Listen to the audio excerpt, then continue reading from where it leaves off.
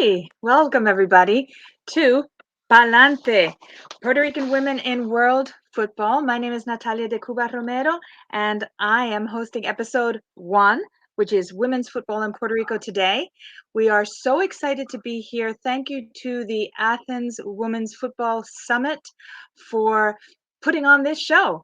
We love the idea that even though we come from small places, our football is important too. It's growing and it's having an impact on the rest of the world.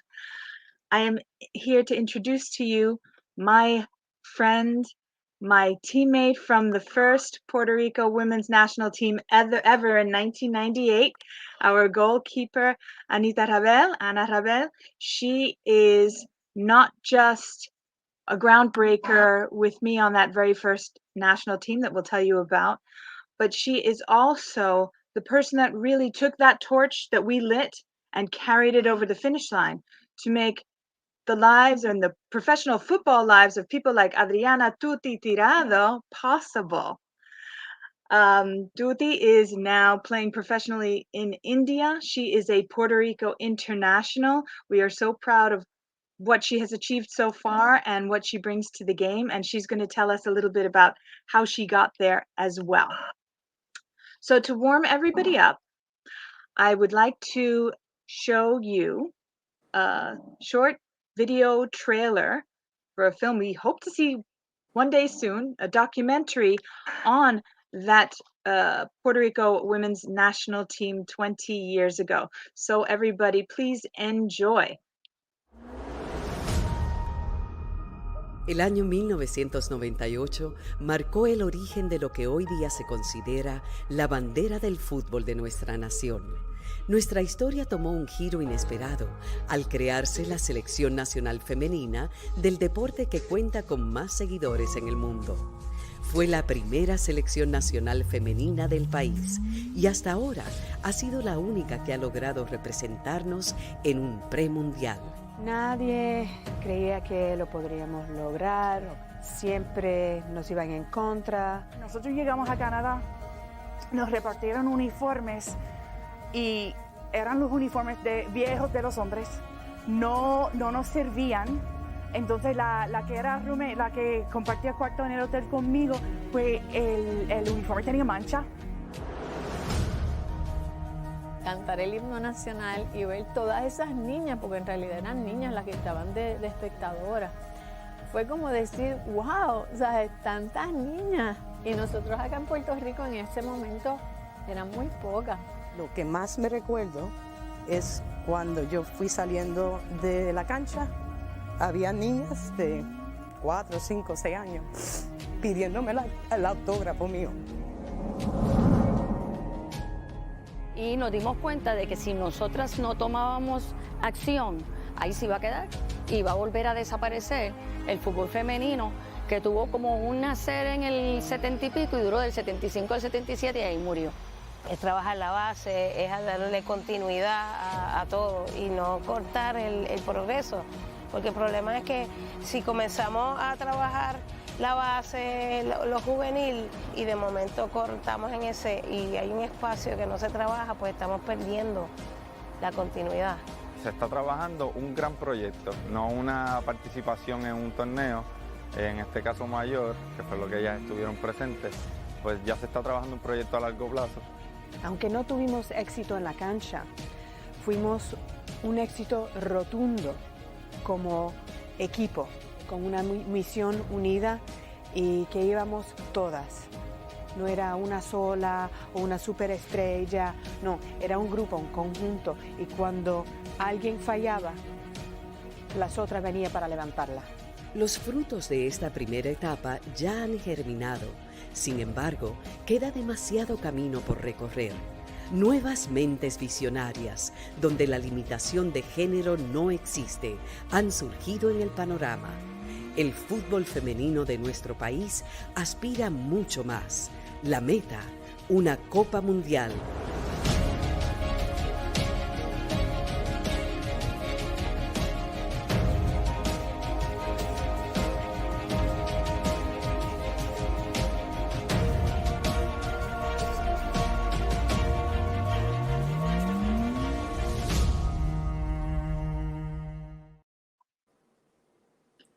Wow. Every time I see that, I just kind of I need a moment. But rather than take the moment to uh to be emotional, let's move forward and talk football. We're going to start with a little background about women's football in Puerto Rico during our age. There were women playing throughout history. There was a little bump in the 70s, a very historic team. Um, but in our day, around the 90s, really there were a couple of teams around the island trying to find each other to put matches together. Those of us who had experience playing, whether we grew up in New York like I did, or Anita in Puerto Rico, um, most of us were playing with boys, or at that point, men. Um, I myself was playing with the Masters League that changed the constitution. It was a 30 and over men's league that played on Sundays. They changed their constitution to allow a woman to play, being me. And Anita was in Fray Comar with a club that had a good history, but was really just developing the women's game. And we sort of found each other to play matches. From there, we made tournaments. Do you remember, Anita? Do you want to say a little something about that? Sure. First, I want to thank Athens Women's Football Summit for putting this together and for choosing Puerto Rico for their first episode of these webinars. That's fantastic. We're such a small island that, just to be noticed this way, it's fantastic. So, thanks to Marios and the whole team for doing that. Yeah, we were playing in Fray Comar. It has a long history of football, and they decided to put up a women's team. And so basically, it was trying to get women from that were playing other sports to come, and some soccer moms, and that was sort of it. And we made a team out of that, and then like you said, Natalia, it was looking for other teams to play, and we found one in Añasco, one in Guayama, and Quintana, and then we set up a league so that we could play among ourselves. And I'm glad you bring up the soccer moms thing. We were very non-traditional teams. We had girls from 12 years old to women in their 50s, all playing on the same field, on the same teams. The idea of having different levels didn't exist. And if you see, that's us when we got to Canada. So I'm going to fast forward to that. Over time, the federation didn't have a women's division at that point, and we hadn't joined because there was some controversies during that time, and they were reshaping. So we started to put tournaments on our own. But then we realized that there were limits to what we could do because we weren't offering national team experiences to women on the island, to young women who might get interested in the sport. We just didn't have the advantages. And at the same time, FIFA was offering stimulus money for women's football. So me and my Ocean Park team, Fray Comar, and some of the other teams on the island kind of got together and said, well, maybe it's time. Let's do this. And it happened to be a World Cup qualifying year. So we said, oh, well, that's great. We can play. CONCACAF is Caribbean. We have to play our way out of the Caribbean. So we'll do a back and forth with Jamaica, lose, but get started. And then Jamaica dropped out of the tournament. So instead of getting a few international practice matches, we had to get ourselves ready to go play Canada, which at that time and still is one of the top 10 women's superpowers in the sport, for our first international match. Anita, do you want to say a little bit about what it took to get us there in terms of that teamwork and that Yeah. cooperation amongst us? Yeah, well, it was crazy. I think that the whole idea in the beginning, we didn't realize how crazy it was gonna be. We needed to get donations because we didn't have training uniforms. We even had to find our plane tickets. The whole journey to get to Canada was one big obstacle after another, and we just went all over them, and we finally made it to Canada. And Yeah. then we didn't realize, this. I have one moment that to me it was a moment of realization that we were playing Canada, and it was we were going in our school bus, no air conditioning. This school bus was pretty old, and here we are with our island looking kind of training t-shirt and shorts, and we get to the field, and once we get to the stadium, Canada arrives in this high class um, bus, and it goes, and the door opens, and they come out in their official kits, and they have people to take the equipment, and we're like, oh my gosh. Yeah. I sometimes feel like I was the only person on the team who actually knew how bad this was going to get. Well, Because I knew how good they were, and I had seen women play live and on the international level around.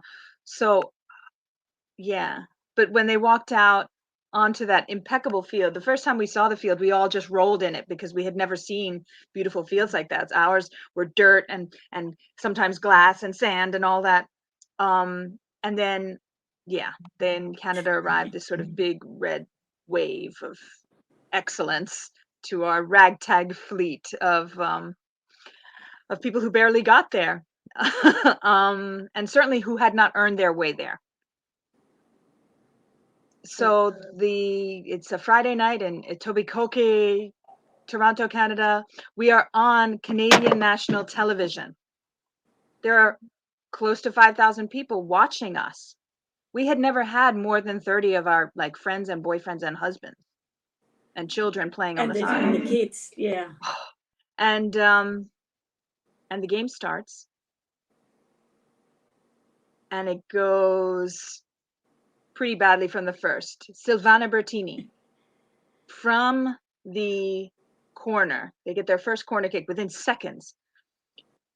I don't know who jumped in front of me. I was like a deer caught in the headlights. I was playing midfield, and I was just frozen, and it just got bad from there. They scored. Should I tell everybody? Yes, of course. We Yeah, made well, the it was our moment Guinness of fame. record of books. It was a record. It was 21-0. It was 14-0 by the end of the first half, I believe. And then their striker went out because she Right. had been ill with bronchitis when she walked on the field, and we still couldn't stop her. We were doing our best. We were severely outclassed. We made the Guinness Book of World Records, I believe. Yes, we Certainly, did. my friends were calling me from around the world because we were on Sky Sports. We were in Sports Illustrated. People laughing, saying, "This isn't an American football score. This is a soccer score." Yeah. So the next couple of matches, we played. Was it Guatemala? It's all a blur. Guatemala and Guatemala. Martinique. And those went better. We kept it in the single digits. I won't say anything more about that. And when we went home, we faced a lot of criticism. Oh, you embarrassed us. Oh, this, never mind the whole uniform thing that they had sent us with used men's uniforms and that they didn't even let us keep. And that we got there on our own with our own devices. But we faced a lot of criticism. But we didn't stop. We also got a lot of attention from girls who looked at our experience and said, well, if they can do that, certainly I can do better. And they were encouraged to join. And that's really where we sort of move into the second phase of what we want to talk about today, which is not just being a pioneer, of which I am extremely proud. It is one of the highest moments of my life. Behind me is the commemoration from being inducted to, well, we'll get to that a little bit later, but I have no idea where my college diplomas are.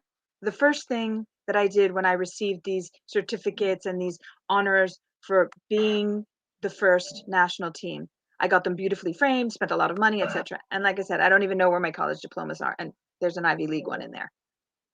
So, having said that, I said earlier, we lit the torch. We got things going. And then so many of us went on with our lives. We left the island because the job opportunities were there.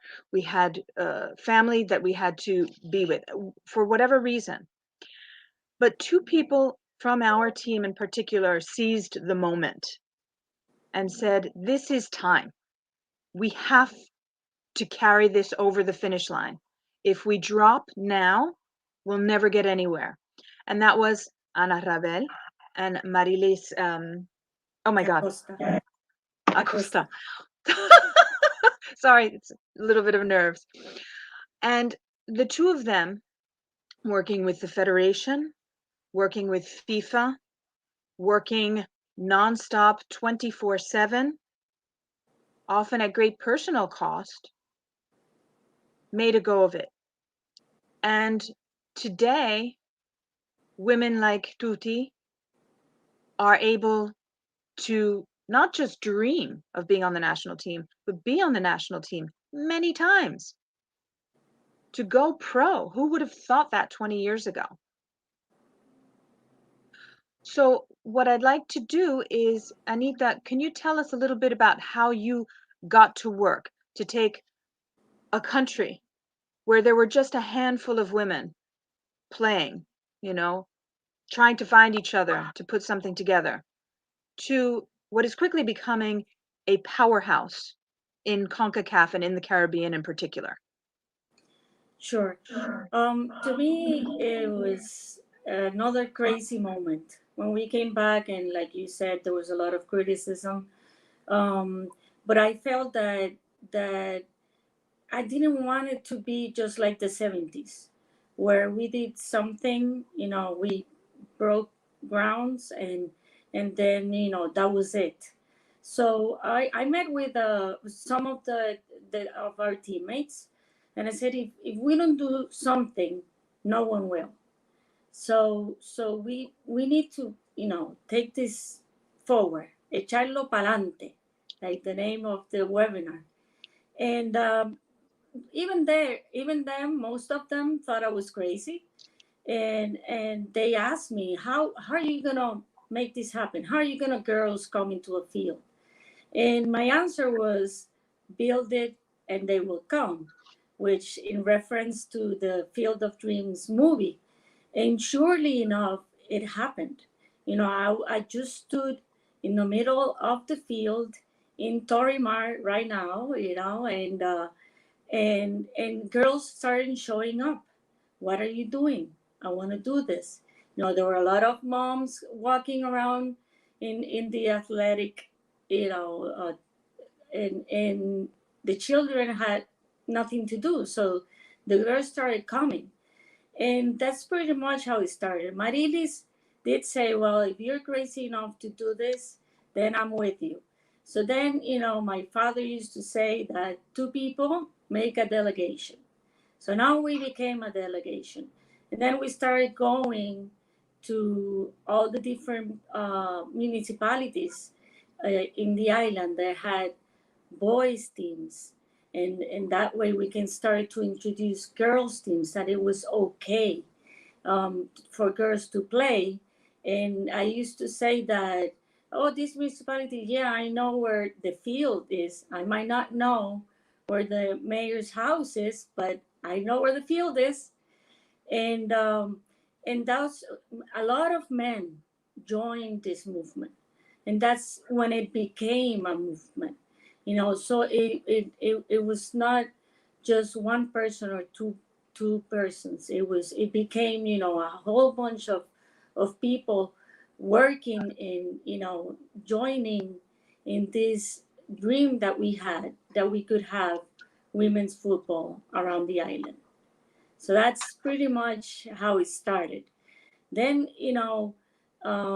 we had to start with what we had, which was the senior level team. So we had the senior league, and then we started having sort of like festivals around the island for the girls under 5 to under 17, until some of the boys leagues started having girls teams in the leagues, and then eventually a girls league was formed, and so it just kept growing and growing and growing, and to me it has been very special because for it to happen so quickly, and usually you start something and somebody else, after you're gone, sees the fruits, and for me to see someone like Tuti, playing in the national team, playing pro, going to India and Jordan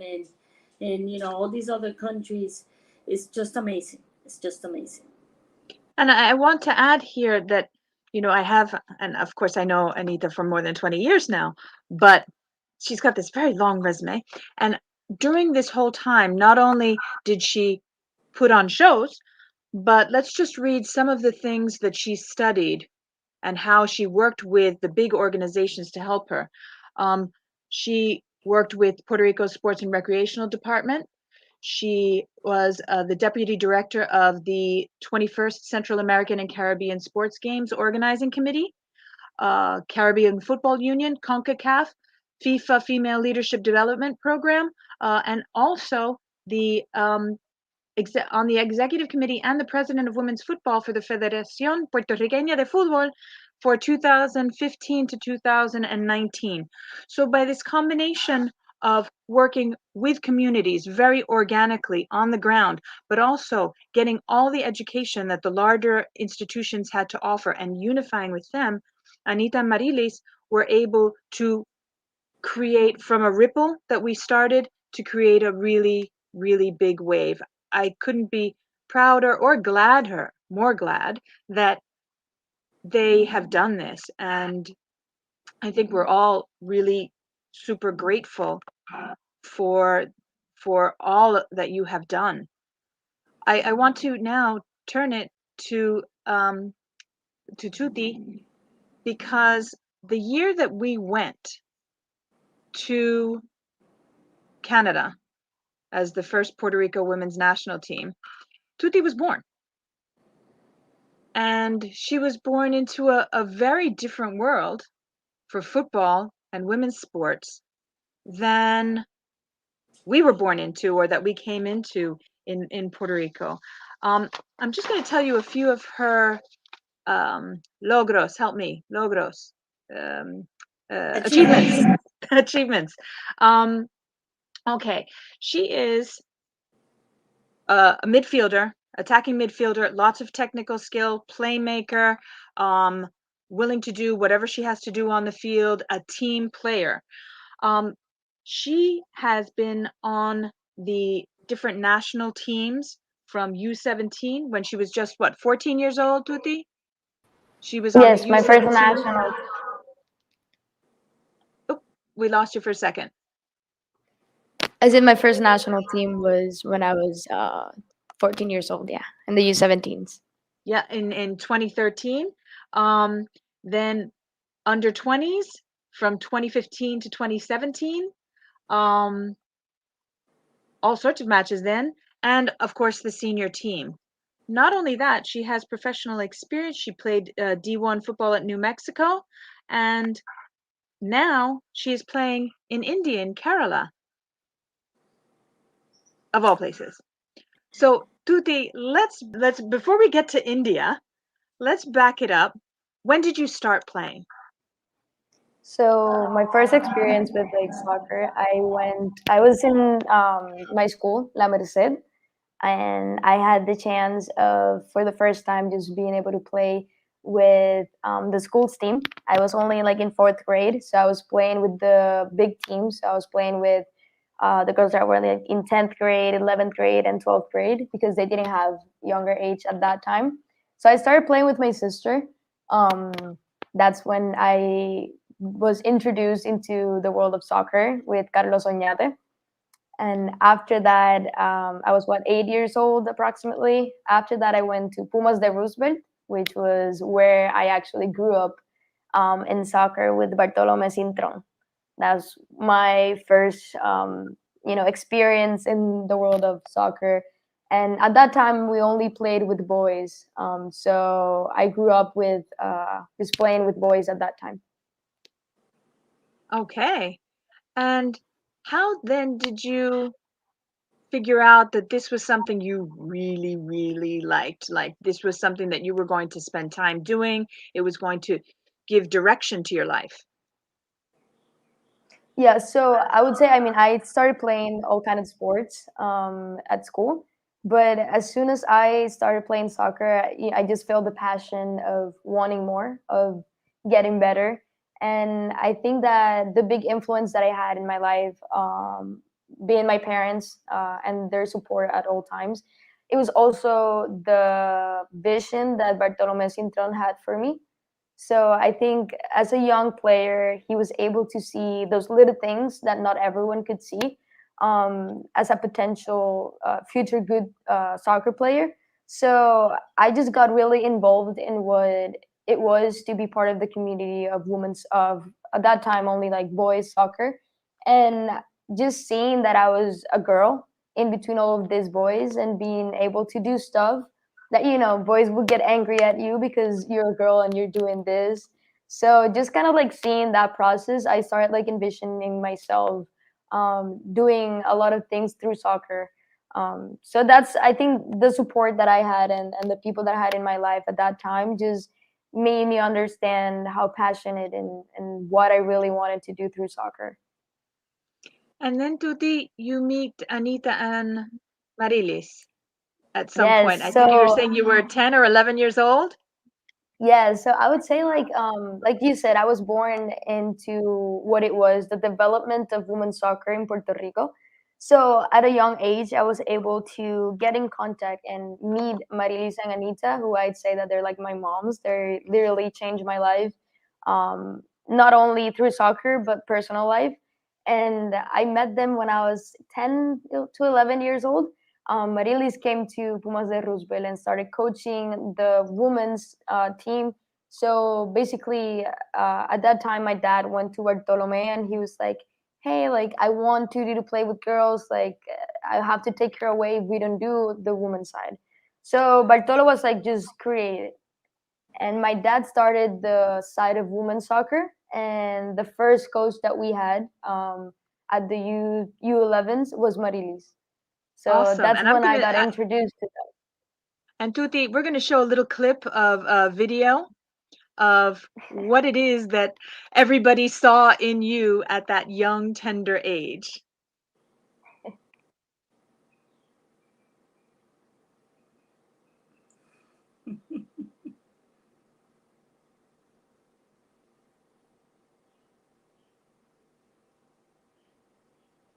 Okay, so we them. Yeah, see so where you actually, started and where you went.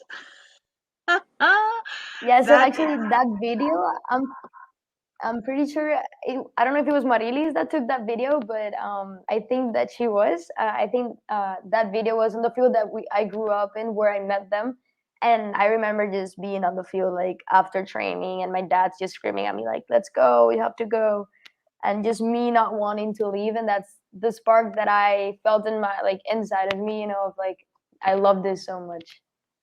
So, Anita, let's talk about a player like Tuti and what instruments were you and Marilis able to put into place to help her get to where she's going to go?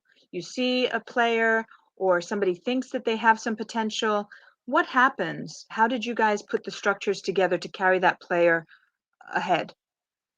Well, from the federation perspective, looking into national teams, you start looking for talent not only on the island but also those Puerto Ricans that have moved or lived in the United States or any part of the world.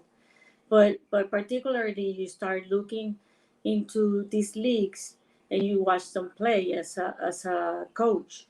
So the coach of the national team will go to the league matches and watch them play, and then if they will come interest in a player, they will speak with the coach, and the club will get an invitation for the player to come to camp. So that's pretty much the process as it goes. Um, I have to say that I'm going to go back a little bit here because we mentioned that our first time and how that went, but we also want to recognize how far we've come. And in the under 17 in 2008 and 2018, the under 17 national team made it to the CONCACAF Championship and qualified for the Women's World Cup. So in one of them, we were 2 matches away from qualifying to the World Cup. So that was we're pretty proud of that. And then in 2016, we qualified for the CONCACAF Olympic qualifiers. And of course, we played the US, Mexico, and Costa Rica. But let me tell you, we were on prime time TV for that match against the United States. We did much better than our time against Canada, and and and from there, we the we started receiving a lot of calls from players, Puerto Rican players who lived and play in the United States, that they had no idea we had a team, and they wanted to see how they could, try out for the team. So that opened up also, I guess, another pool of players, for the team. The structure is pretty much the same, but we haven't been consistent. We have had changes of coaches. We have had, it's not easy to have a continuous program. So, but we have been with the tools that we've had and the federation has had. We've made an impact, and we can see achievements. And as you said, we are rising among the ranking of CONCACAF and the Caribbean. And I have to say that we also, when we qualified for the Olympic CONCACAF Championship, our ranking, our FIFA ranking was 98. So we sort of like broke the barrier of the 100. So Excellent. just some data there. No, love it. So let's follow to the next step. So you're playing club ball, you're getting picked up for the national selection, but then college appears. And I know that for a lot of listeners who are on the island, a lot of parents who have kids playing, that next step, going D1, that's like everybody's dream to play D1 soccer. Especially for women, because it's only recently that the professional options were open to you. So either it was national team or D1 would be your goal. Tuti, how did you get there? So basically, one of the girls that came from the United States to play with the national team, Dominique, she was playing at that time at New Mexico State University. And we met at a national team. We met in Haiti, actually. We had a qualifier there. So we were at Haiti, and I remember she came up to me and she approached to me like, "Have you thought about going to the United States to play?" And I was like, I mean, yeah, it's been one of my goals in terms of I want to leave the island because at that time we didn't really have many resources to keep improving and more than just national team.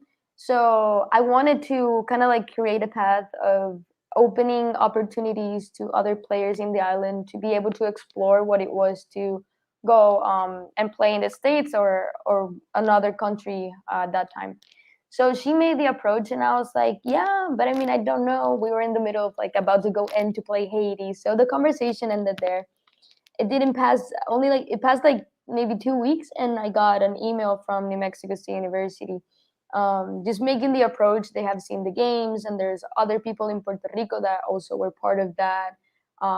They communicated through them. Mm-hmm. And that's how they contacted me.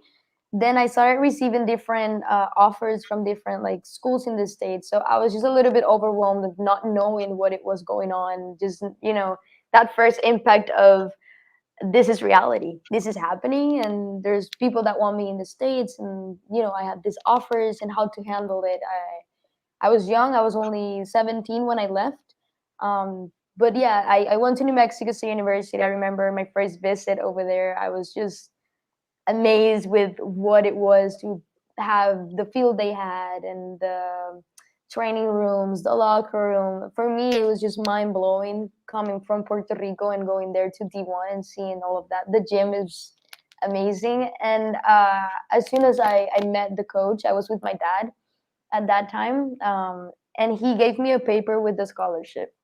And I just got the paper and I looked at it and I was like dad, like look at the numbers, like what is this, like kind of like in Spanish. My dad didn't understand much English at that time, so I was just like translating to him, and we were like, okay, we need to like get out of the room and start talking about this because it's kind of crazy.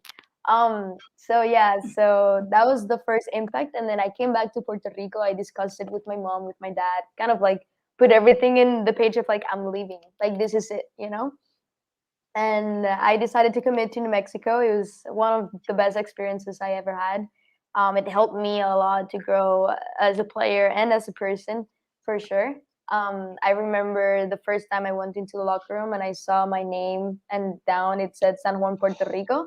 I started crying, to be honest. It was just, like the reality of, wow, that's my name there. That's Puerto Rico's name there. And all of this gear is mine. Like I have shirts, I have shoes, I have cleats, I have shin guards, I have everything. And I remember the first thought that I had, it was like, I want my teammates to have this. Like I want my teammates from the national team to come here and have this opportunity of just not representing only like who you are as a player, but representing the country in another way. So it was another space for me to represent Puerto Rico. Something that I always carry with a lot of pride. And Puerto Ricans have a lot of pride of where we come from, but like when you're on the field as an athlete, it hits a little bit different. Yeah, I want to just for our viewers to clarify that Puerto Rico is a territory of the United States, so everyone's an American citizen. However, due to the way the relationship is structured, and we're not going to get into the politics of that, but due to the way that it is structured, we have our own Miss Universe and we have our own athletic representation. So you'll see us at the Olympics. You'll see us competing on the world stage individually.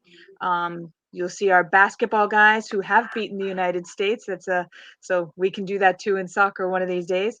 But that is the structure. So when Adriana Tuti is talking about going to the United States, we are in the United States in Puerto Rico, but the relationship is a little different. So the representation when you do a national team, and that's what made it possible for Anita, me, and Tuti to represent the island on the international level. And the other thing that I had this in mind before we did this, and I forgot to mention it, was that feeling of representing your country. Oh my God. You play, every game is exciting, you get flutters or you feel good about it. but when you walk out behind the FIFA flag, holding your flag, wearing your kit, even if it's stained and it belonged to the men and it still smells, it's still one of the greatest feelings I think that you could possibly have. It's an emotion that even when I think about it, I get all misty and all of that. Do you remember, Tuti, the first time that you walked out representing? Yes, actually, it's something that it's hard for me not to cry every time I listen to the anthem. So every time I step on the field, it's kind of like hard for me to like hold my tears and not cry. But I remember the first time was in Bayamon. It was the U17s at that time. I was 14. And actually, we had like a friendly match between us. And I remember that we all got into the line and we kind of like practiced what it was going to be um, when we were going to like our first match. And I remember just like seeing everyone. It was like, when you see everything in slow motion, it was just a moment like that. I remember like just stepping out on the field and just seeing what shirt I was wearing, just seeing my teammates right next to me. And actually, like, as soon as we put our hands in our hearts and started like singing the anthem, I started crying. There's a couple of pictures of me crying at that time. Um, so it's really emotional to just understand what responsibility and what an honor it is to carry the name of Puerto Rico. I think I always say like I am really proud of being Puerto Rican, and it's not only through soccer but different spaces that we have that we can also represent. And soccer is just an amazing way to do it. Something that you love, is something that you're passionate about, and just bringing the joy or just bringing or making history to your country. It's I think it's the best feeling that an athlete can actually like feel. So yeah, every time I step on the field, I see everything slow motion again, and I get goosebumps, of course, and I probably will start crying after and during the anthem. And so you have this wonderful experience in college and playing D1 ball, and then what happens? So after that, I was in D1 with New Mexico. I transferred my third year to St. Louis University. That's where I finished my college career. And then right when I was about to finish my college career, I start receiving some contacts and offers from professional soccer. I remember it was like in the mid of December, and I was gonna graduate in May in 2020, and I got my first offer from Australia. And they were like, "You have a week to answer," and I was like, "Wait, like this is my first offer, Australia? Like I'm handling it by myself. Like what do I do?" And I kind of like wanted to wait a little bit in terms of like making my first decision of like I'm just gonna commit to the first offer. So I said no to it, and then a little bit further, COVID came.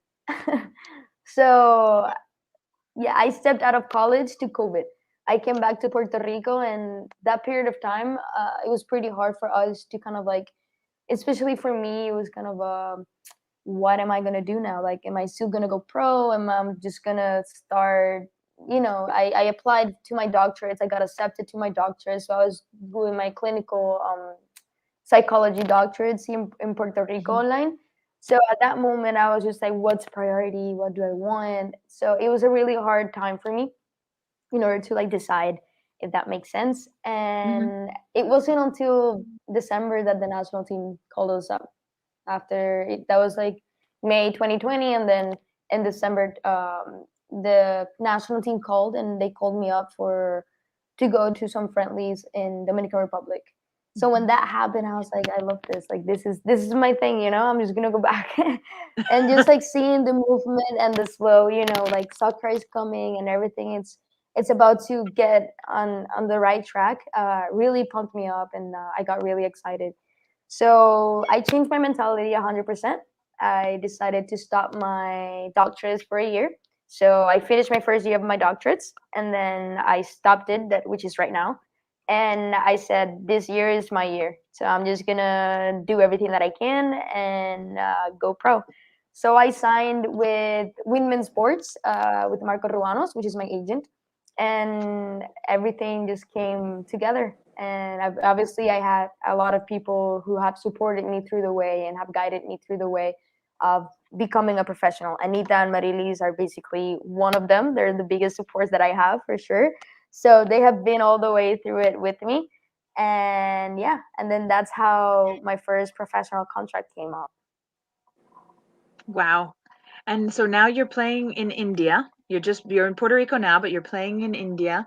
And how did that happen? Because I did not realize, just like a lot of people don't know that our small little island has football, I never thought of India as being supporting a women's pro thing. But there's a billion people in India.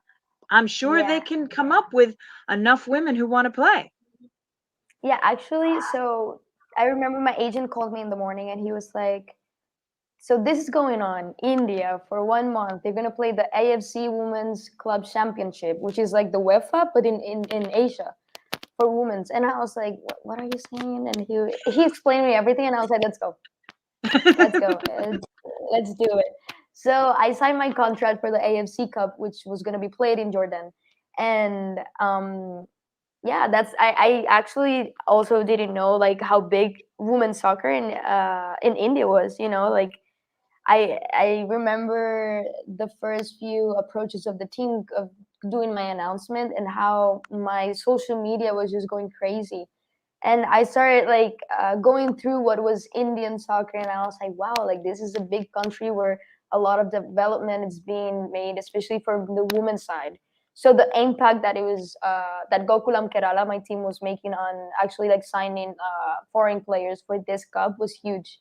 I arrived to India, and I'd say India changed my life completely. The vision, the just the love and what it represents Indian culture and women's soccer in India is amazing.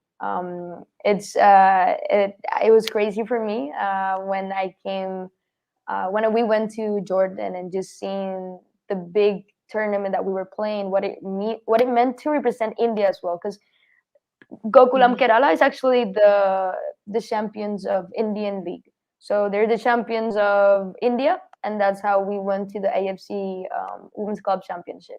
So it was not only representing a club, it was not only representing Puerto Rico, it was representing India as well. Which for me, Wow. that's something huge to carry and something that I'm proud as well. So I remember just telling the teammates like, hey, like I know how important this is for you guys. I know what it is to represent a country, and my respect and honor to be able to represent yours, it's huge. So I think that it went from more than just playing professional. It went from having the experience of representing another country in such a huge event. Amazing. What an amazing story. And I can't help thinking and reflecting on our three experiences and really how football has been the key to take us places that we never expected to go, whether it be emotional or mental or physical travel places. Mm-hmm. Um, so I would like to fast forward a little bit and sort of go back as well. Um, that in between, because I want to acknowledge the celebrations that happened for us 20 years later. Um, yep, that's us. I want you to notice something. Anita and Marilis and the Federation at that time put on in 20, was it 2018? Yes. Yes, The 2018. the 20th anniversary of our travels to Canada and to the initiation of the first women's national team. And I want you to notice how great we look in our outfits. Because one of the most emotional moments of this, and we even played a little game. We had dinners, we had a gala, we had a chance to distribute um, some stuff that we had collected to orphans who are playing the game. And shout out to Los Tigres de Aguas Buenas. So, and to Samba 360, the organization that I'm part of.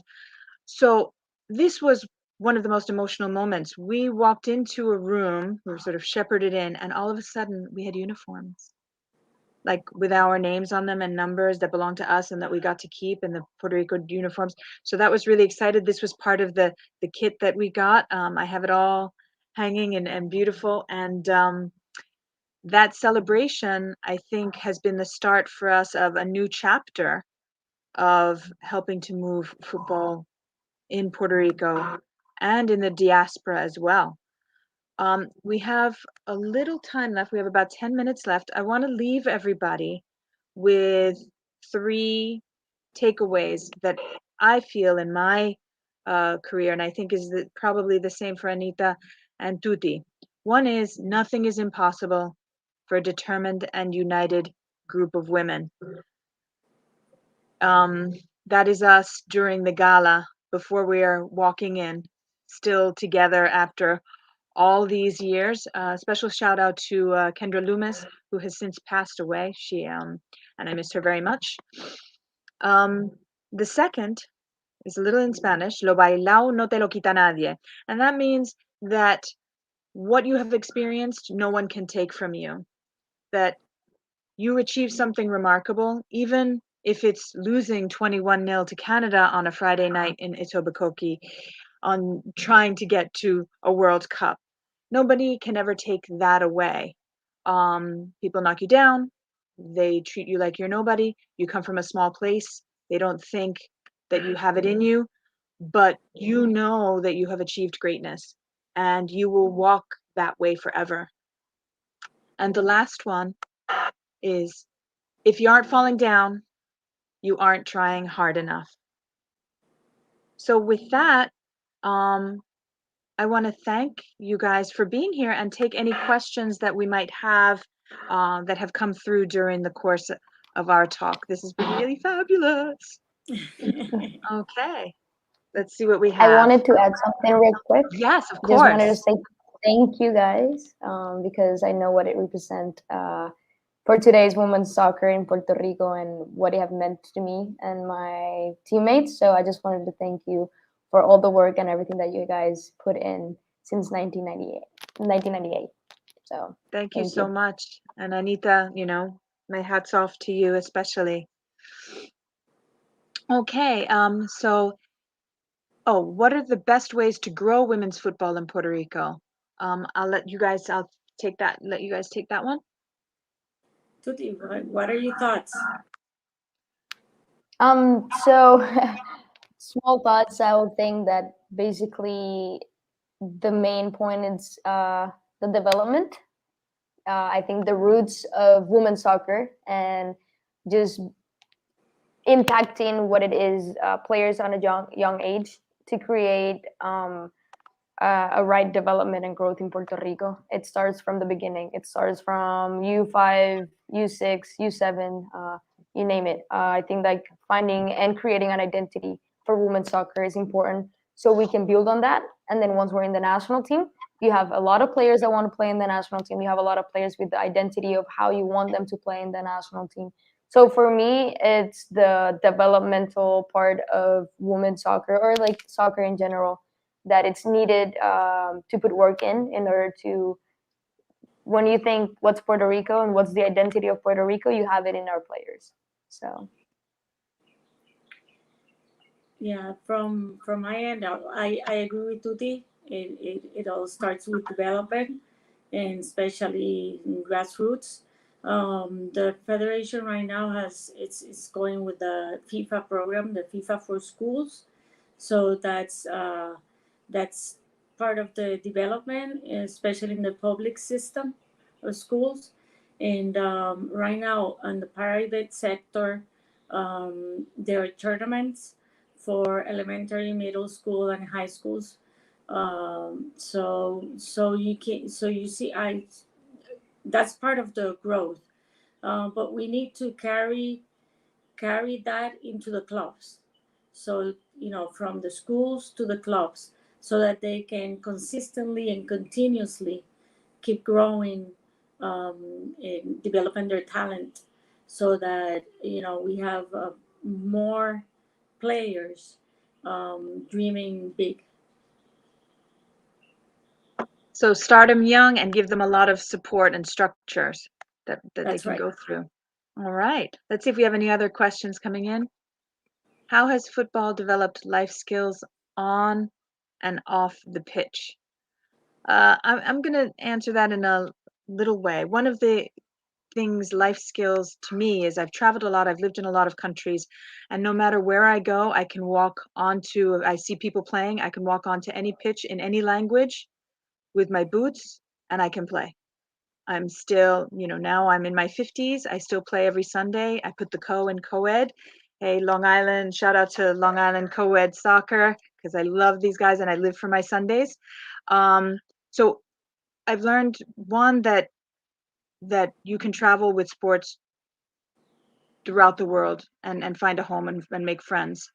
And two, that I didn't think soccer was a lifetime sport, but it is. Not only can you play a lot longer than you think if you work at it, but you can also build careers around the sport itself. And I think that's really important. Yes. To me, Okay. it's teamwork, leadership. It's just growing as a person. So the football gives you so much, that you learn so much on the field, and you can apply it to your personal life off the field. So it's just you know growing up. It gives you the skills, I guess, um, a skill set to be successful and happy in life. Okay. I'm not sure if we have time for one more. Oh, how can Puerto Rican players get noticed by the Soccer Federation for call-ups to the national team? Well, we know that it happened that there is some scouting going on, correct? Mm-hmm. Okay, and I think Yes. this is a question that interests a lot of people in the diaspora, especially, who want that opportunity. I've got a son who I'm sure would love to represent Puerto Rico. I mean, his mother already did, which is just an amazing thing to say. But I think that really is an invite also to the Federation to come and visit with us and do one of these webinars, and we can talk to them about all the great things that they're doing and how that back and forth between the mainland and the island can really nutrir, can really nourish the sport itself. I All right. agree. So I think we're going to close here. Thank you so much, everyone, for attending. Tuti, Anita, thank you from the bottom of my heart. This has been one of the best hours that I have spent in a really long time. And thank you so much, Athens Women's Football Summit, for making this all possible. This was just episode 1. We are going to go pa'lante with others in future. So keep your eyes out. Thank you so much, Marios, for everything that you're doing for women's football on a global scale. It really shines the light and it brings us forward, and talk about carrying the torch. So we appreciate it very, very much. So thank you all so much. Thank you. Thank you.